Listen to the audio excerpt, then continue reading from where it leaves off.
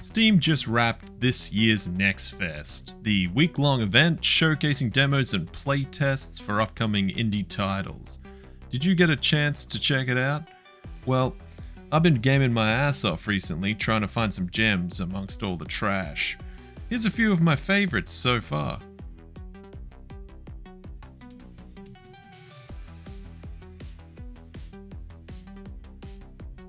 First up, we got Leftovers Knockout. The premise of this one is that the quarter pounder in the back of your fridge gets mutated, grows some jacked arms, and decides to beat the shit out of you for not eating him fast enough.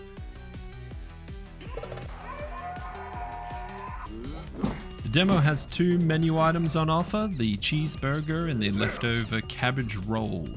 These two guys have their own mechanics, which is, I guess, a good indication of what their full game offers. And yeah, it's a lot of fun. Colorful, animation's great. I'm keen to see if there's a taco to fight in the full release.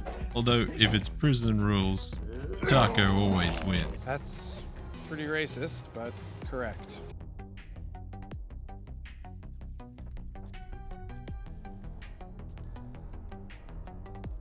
Next up is Total Chaos. I was getting some serious Condemned Criminal Origins vibes from this one. First person beat 'em up, throw a bottle into a guy's face mid-fight simulator. Setting for this one's a bit interesting. You're a ship captain of some kind and you seemingly get marooned on a scary haunted Alcatraz Epstein Island kind of place. You have to create weapons out of pieces of scrap you find. They all have durability, they break over time. The monsters are a little bit silly looking to start with, but I have faith there'll be more variety in the full release. The game also features this madness mechanic, where the crazier you become, the more you start to see things and new ways to progress open up.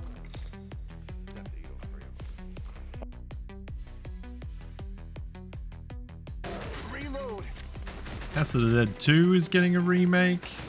This one's a bit divisive. I know a lot of the veterans of the series hate this. They hated the last remake as well.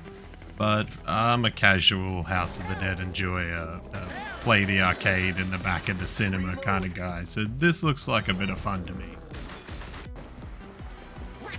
The graphics here are the biggest change. Definitely a tune-up. If you need a reminder of what the original House of the Dead 2 looked like, then go.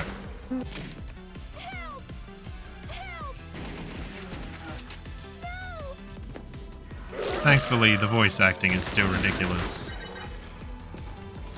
I don't want to die! My God! And it's still really easy to shoot civilians. Whoops. The biggest upgrade, in my opinion, is the ragdoll physics. Look at these guys jumping around. They look ridiculous.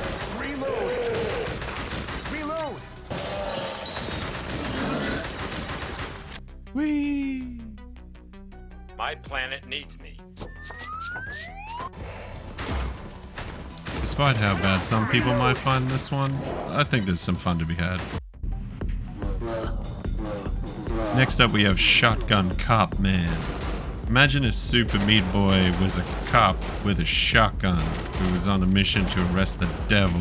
That's pretty much all you need to know about this one. The game clearly has a sense of humor and makes it very clear straight away what you're in for.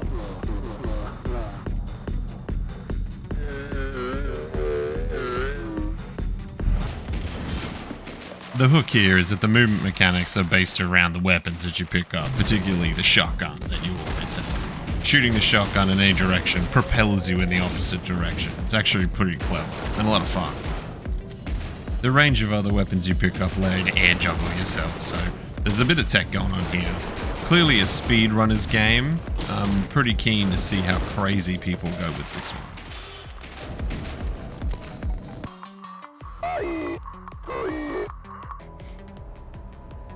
Now for something completely different.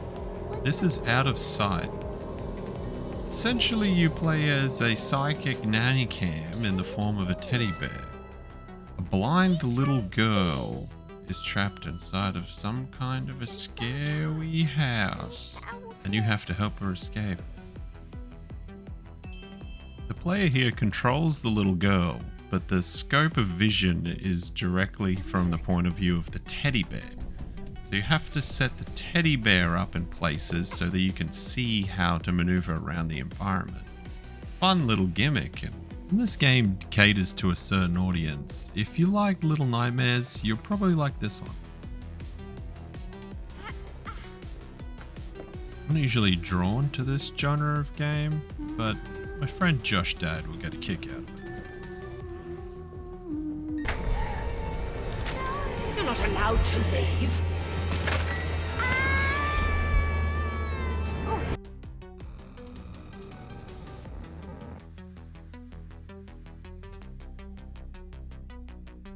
This is Tenebris Somnia, another addition to the retro survival horror category.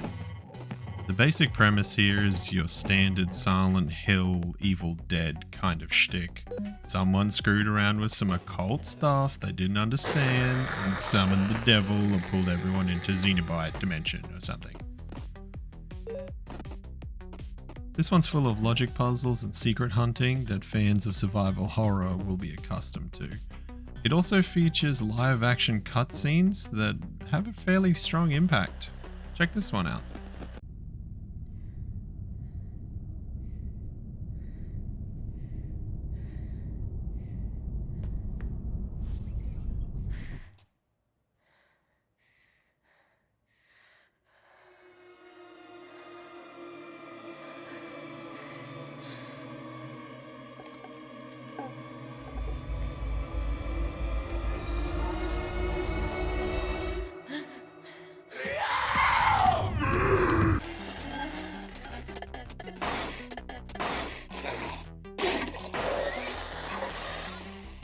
Cutscenes range in quality from fairly decent to kinda sci-fi original channel, but I'm guessing they're the reason a lot of people will play through this game, and I can see why.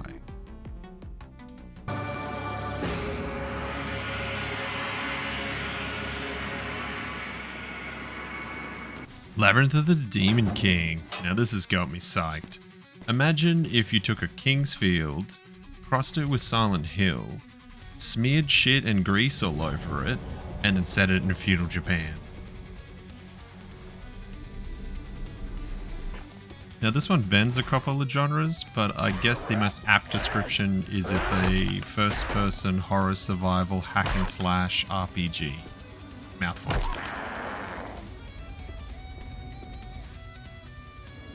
This is a very stylish game. It's not pretty by design. The retro PS1 aesthetic, I think, works really well here. Lots of dark tones, lots of browns and greys, and bright red. Clearly, lots of blood. Combat mechanics here are pretty fleshed out. You've got a dodge, a block, combos, heavy strikes, talismans for special powers, and buffs and debuffs, but I found that hitting stuff with an axe worked pretty well. I really appreciate the enemies infighting as well. I just don't see that enough in games these days. The cutscenes here seem heavily inspired by early Silent Hill. You've got the turned camera angle, the film grain. It's great.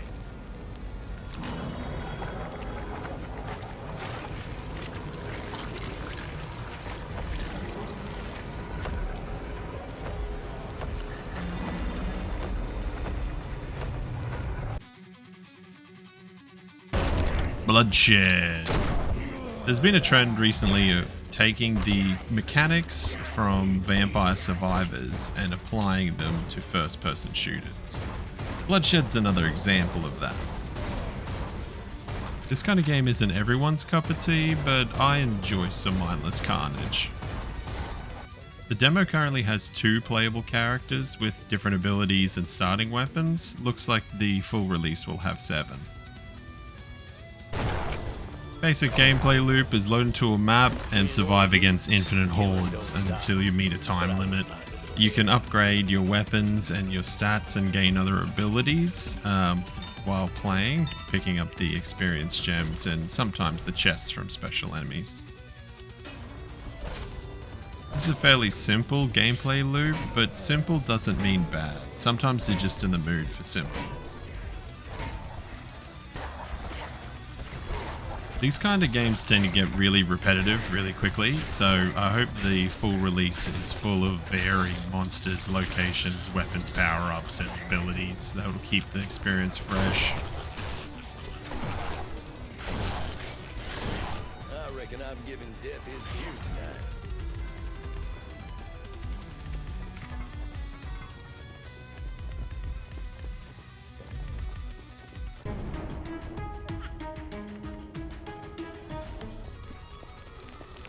Hey, you ever wonder what Bioshock would be like if it was set in Insane Clown Posse's Dark Carnival? Yeah, me neither. But the guys over at Atmos Games and 3D Realms sure did. This is Twisted Tower. Basic setup for this one is you play as a guy named Tiny, a war veteran that's come back from World War II by the seams of things, and your fiance's buggered off, some other guy. So you decide to go to crazy carnival tower that's promising rewards. Okay.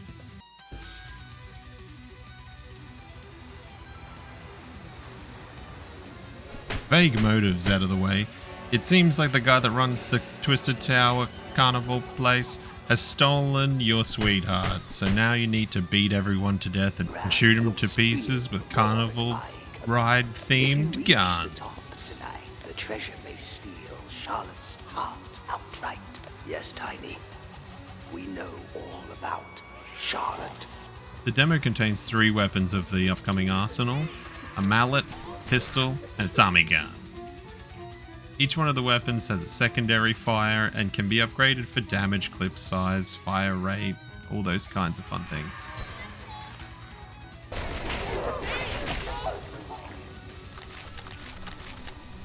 Enemy variety so far isn't too bad. Each one of the enemies is like a mascot for the carnival.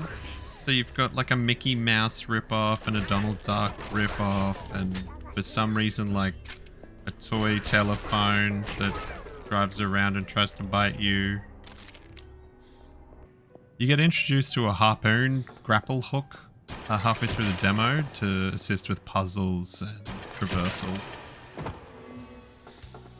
The game is actually in a really polished state, so I'm looking forward to climbing the tower and kicking the ass of the Ringmaster when this one releases. I'm gonna wrap it up there. This video is getting a bit long in the tooth and I suck at video editing. It takes a really long time, so if you stuck around, thanks so much. I've been playing a lot of demos and betas recently, so I've got a fair few in the back pocket for another video. I'm just going to take my time on that. But yeah, hope you found something cool. Alright, I'll see you next time.